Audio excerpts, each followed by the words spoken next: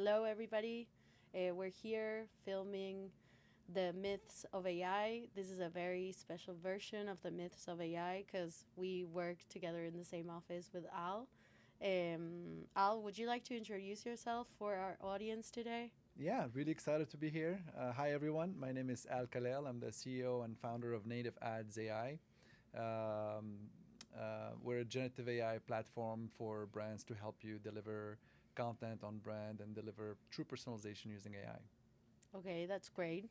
Um, why were you inspired to create native ads and why now? Yeah, I've been in Adtech for a little over 20 years on the publisher side. Before Native Ads, I was a GM of ads at Amazon. Prior to that, I was at Microsoft. I led the monetization for Skype, basically building the Skype advertising experience. And early days with Yahoo mobile sponsored search. And throughout my experience, there was a real trade-off between driving great customer experience and drive monetization.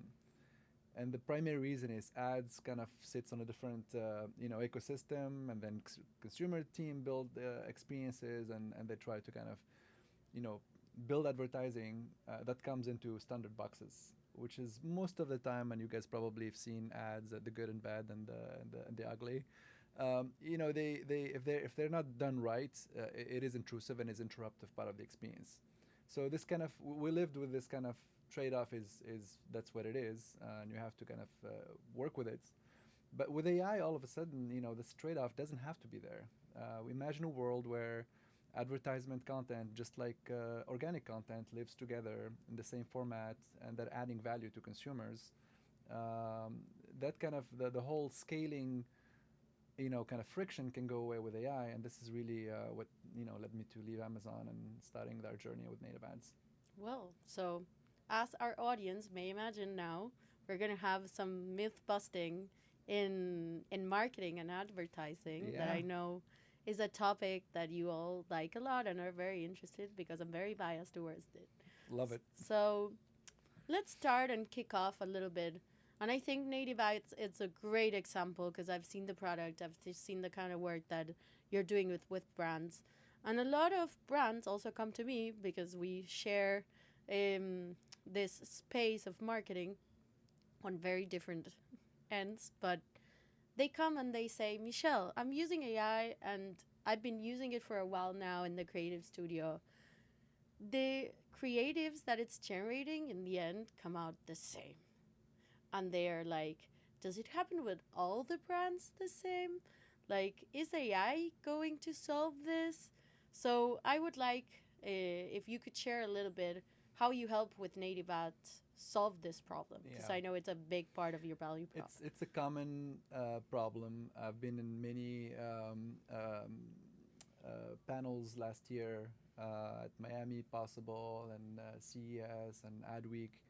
It's a constant question that comes up. Like when I usually ask the room, like how many is using Gen AI, most people like have tried Gen AI. Like most of the people raise their hands. When I ask like how many of marketers are satisfied and think Gen AI is living up to the expectations, very few, if any, raise their hands. Clearly, there's a big gap of expectations and what the Gen AI is offering. And the reason is, a lot of the experimentation in 2025, just as you mentioned, like you try one model, you struggle with it. It doesn't understand the brand. It does great at general purpose stuff, like trying to prompt something very generic. It does, we've seen a lot of great models doing great things. But if you want your brand, and you don't want to like you have very specific branding guidelines and style of creative and your brand soul, really hard to to deliver just right off the box with some of the LLMs out there. So that's kind of one of the solution we're solving is how do we build the ad infrastructure on top of large language models so brands can truly deliver the results they expect from generative AI. And do you have any example of a huge success case or a pro tip hack for our audience of what is the materials that Yeah. you would have to share if you're a brand with native apps so that you could get a higher performance model? Yeah. No, great question. I think it comes down to choosing the right model for the right use case. So, myth busting number one, there is no single model that's going to do wonder across the board. There are very specific models that do really well with video, models that do really well with display and images. There are other models who are good with text and like conversational UI.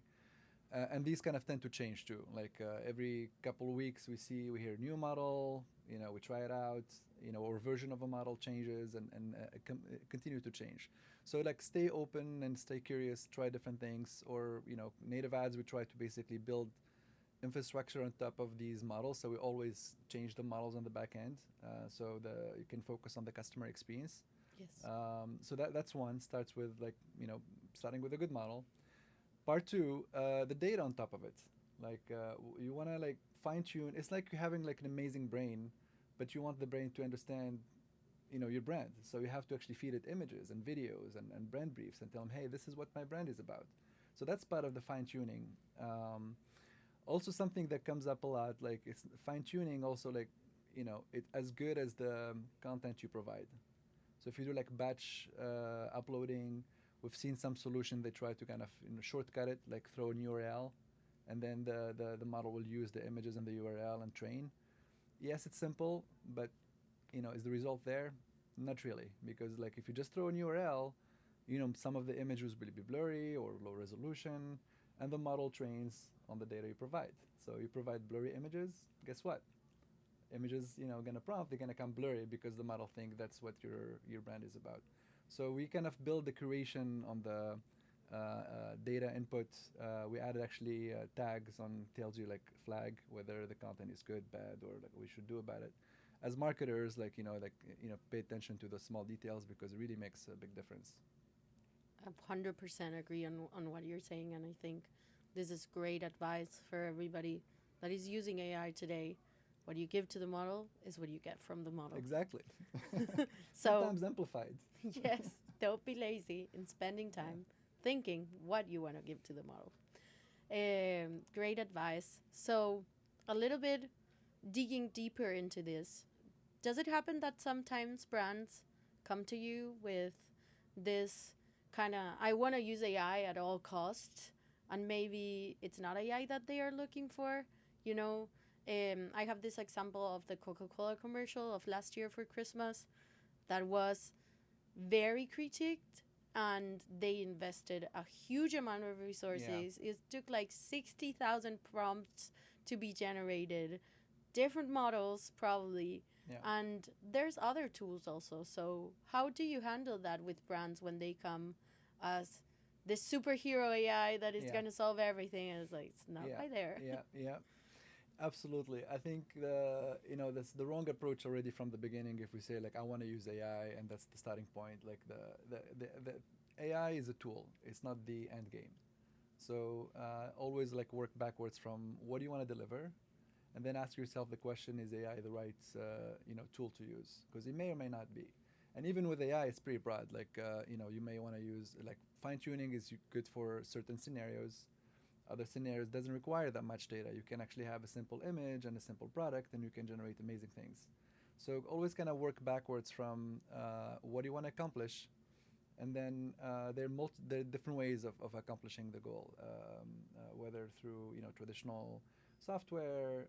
I mean, obviously, I'm biased because I think AI is kind of replacing a lot of the tools out there. But even within AI, I start always my question with customers. We work with various brands and agencies, from Publicis to GSK and some of the big brands. And the first question I ask, what do you want to deliver? And then from there work backwards. Okay, like is this better to use a fine-tuned model, or is it better to use like an image to image, or and even with an image to image, there are multiple models for different things. Like if you have a product that has a fine text, and like most of luxury like healthcare, beauty, they tend to be like text heavy. Yeah. So some models are better than others for just text, but they lose the context, so you can do like a very sophisticated. What models would you think are better for text, for instance? So we built what we call Reimagine. Mm-hmm. solution, which is basically the product doesn't get generated, especially if it's in Latin or it's in a different character. Even we have customers in Japan. Japanese character is very hard to for models to identify and basically generate. Yeah. So this model basically you can select the product, and then the product is not generated, but the context is generated, and it was generated in a way that looks like the like with all the details, with the shadow, the product looks like it's a true like like an image of the photo shoot, but it's actually the product is not generated and the context is. So Wow. that works really well for this type of brands. Super. Yeah. Yeah. So again, just kind of to kind of like don't use AI as like I want to use AI to deliver something. Like I would flip around the approach of figure out what do you want to deliver and then find out what is the right tool to use. And that's the way I would recommend. That's kind of very good insight. Um, and another point that I wanted to go over is you have this brand ambassadors or success cases ambassadors. How do you use this cases that you build, like reimagine based on this learnings that you have, and how this should be delivered to more brands? Because in the end, the brands are looking to expand Yeah. their use cases. So, what's a little about merging the technology into the innovation branch of the company? Is that work that you carry along your commercial process? How do you like work under this guides of brand ambassadors, Yeah. etc.? Yeah, brand ambassador is like a core to a brand. You want to have a brand ambassador that represents the brand. Also, you want it to be consistent, so customer kind of start building. Like they lit a Geico for the Geico insurance. Everybody knows the little, like the Geico. Um, and from some brands, if can be again, like in the past, it could be expensive because you have to hire like like a maybe large team and come up with what is that character, and then you have to persist the character across all your ads and your commercials and your content. Um, so so AI is good at generating. It's getting a lot better. Like if you ask me the same question, like Q1 of last year, it would have been completely like just what a 12 months does, right? Like Yeah, 12 yeah, months ago, where like you can always bet that AI will mess up humans with like additional fingers and missing teeth, and like you can tell, and plasticky face, like you can tell in images is generated. I think now we came way like came a long way. So you could use AI to actually generate your brand ambassador, and you can choose like whether the age, gender, demographic, age group, even like the facial characters, and then so it's accessible to anyone. Anyone has like you can build your brand ambassador, and then you can use your brand ambassador to generate content like whether images or display, holding your products or trying your products. There are video tools. You can actually take those images and turn them into a video, and video drive highest engagement. We've seen this consistently with our publishers. So customers like to see videos. So now, guess what? Like video production doesn't have to be super expensive. It can be for anyone, and the quality is up to bar to what brand expects. cool. Yeah, I think once we were talking and you mentioned something about having a one-on-one approval on the pieces that you were generating for Yeah. a very big brand, and that shows that AI is getting there for real. Like Yeah. if they were having a one-to-one and you were able to meet that, that is super showing how these technologies actually developing so quickly, and it's really good.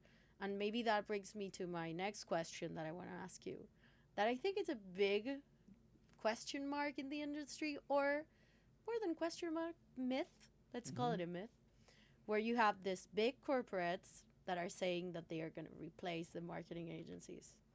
And then when you're actually working with the marketing agencies like Publicis, like Yeah. Dentsu, like these huge corporations that guarantee to their brands that they are going to be making the best marketing for them, and all the relations involved and all the work involved in the experience that the customer has with the agency. I feel like I don't know if the agency is a corporation that is replaceable as a whole. How Yeah. do you think AI is gonna Yeah. turn the agency model or complement it? What are the predictions in Yeah. this Yeah. area? Great question, Michelle. I mean, this comes up a lot in panels and different discussion. Like, what is the future of agencies if brands can do all these great things? I'm a big believer that agencies' role it evolved a lot in the last century, from the offline media to online, mobile. This is yet another digital transformation, and brands need agencies because agencies are there's the kind of the artistic part, there's arts and science. A lot of the science can be automated. We can get better data, better insights. You can get faster generation, cheaper, better optimization. But at the end of the day, you need the driver, like the artistic part, like what's your brand stands for, who are your customers, what like how are you going to inform all these generative AI, like we talk about it as a replacing jobs. Yeah, it may replace a lot of the roles, and I would say not, like will evolve, like the some of the repetitive tasks, things that require like multitasking, that there's optimization that can be not as efficient. I think AI does that really well, but who's going to tell the AI what to do? I think that's the kind of the role of the agencies of they're going to continue to evolve. They may be more efficient. I know I've seen a lot of agency leaning more on AI on their, which is the right thing to do, like being on the cutting edge. But ultimately using this technology to deliver, the brand briefs, like the media strategy, how much you're gonna focus on the upper funnel awareness versus lower funnel. There's a lot of arts in this process that agencies are the right teams to have, and to have them like along supporting the marketing efforts. Do you think there is space for agencies to adopt? You know, there's a comparison that I do that is programmers have Yeah. this programming IDs. Marketers don't have that. Marketers have like don't have a cursor, a VS Code, somewhere where they can do all their things, and marketers have this 1,000 tool package Mm-hmm. that I think is why the agency has so many problems scaling many times. And in this adoption of AI, do you think there is space for a marketing IDE to be created? Or based on your experience and how great corporates work, it's going to be like an internal tool that is going to be delivered? Yeah. How do you see the space in that aspect? Yeah, so the key thing, like it's this is transformation, and every transformation you have winners and losers. So the winners, I think, it's going to be agencies who are pushing the limit of what's possible, leaning harder on AI, trying to basically instead of fighting it, making it part of the process. And yes, there will be trial and errors, and that's how you learn. So so I think it's going to be agencies who of the future, that the agencies who how to master AI and use AI, and whether it's in-house. I mean, for some of the large agencies, they even have an in-house team building solutions, or partnering. Sometimes both, which is the right thing, because you don't want to get hostage with the technology you built in-house, could be quickly become redundant. A hundred So percent you agree. get to have to partner and work with the third-party solutions, and always stay, and the looking for the platforms that that offer superior solution and better ways to deliver on their needs. Startups can move a lot faster and bring a lot of That's better right. technology to Yeah. the existing teams that are already doing a great job. Yeah, I'm not gonna name who, but I've been told from big agencies, like, they rather work with us because we're faster. Like, instead of having to wait 6 months internally to wait for a feature to ship, and and their marketers, they don't have time to kind of sit around and wait. So that's the right attitude. Yes, and the early adopters are going to see a lot of returns also. Yeah. Oh, absolutely. Yeah. I am already seeing some early adopters that they invest a lot and they fail, but then they see a lot of returns in many places. Yeah. So that's quite interesting. Maybe to wrap up, I would ask you, like, what do you think is gonna be the 2026 breakthrough for marketing and for Yeah. video and image and all of these models that have been growing quickly, Yeah. but that still have a long way to go in how they perform? Yeah, I mean, 2024 was the year of like, oh, AI is here, everybody freaking out, our job's gonna go away, and it's like, like the hype. 2025, still hype, but at least we've seen a lot of trial and errors. But I think marketers quickly realized that the expectation is way out there, and Gen AI is not completely delivering on their expectations. I think 2026 is where things coming together. Like AI's got better, expectations are lowered, like what to do, and they think there's lots more better understanding of how to use agentic AI, or how to use generative AI. We're going to see 2026 a year where it's truly delivering on the promise. Like yesterday, we're meeting with ByteDance just last night. For those who don't know, ByteDance is the parent company of TikTok and CapCut and some of the great models out there. And I showed them a demo of native ads, and they were both like quiet. It was like, this is the dream we had in Q1 of last year. Like it's like, yeah, I mean, this is like delivering, like we're truly blurring the line of what is AI and what is human. Like we build the when you do it right, it looks real, and just 12 months ago that wasn't even like a possibility. So yeah, I'm very optimistic. I think continue to lean on AI. There's a lot of great content out there, and yeah, I think the 2026 is where we're gonna see true impact of AI driving marketing objective, whether it's awareness and delivering like beautiful content or driving performance through, optimization and personalization. I think this is kind of what Michelle has been driving, and you guys check it out. The great solution we have on the personalization side. I think that's going to be